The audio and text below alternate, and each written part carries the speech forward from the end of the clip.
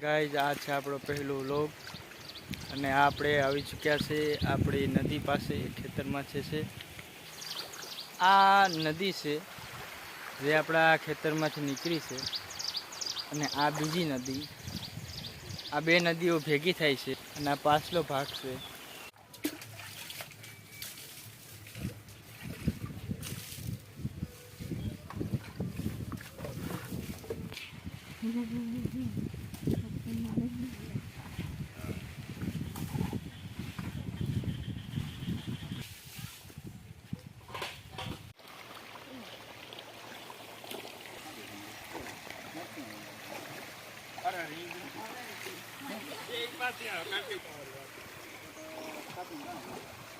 આ છે આપણે વેકરી બે નદીઓ ભેગી થાય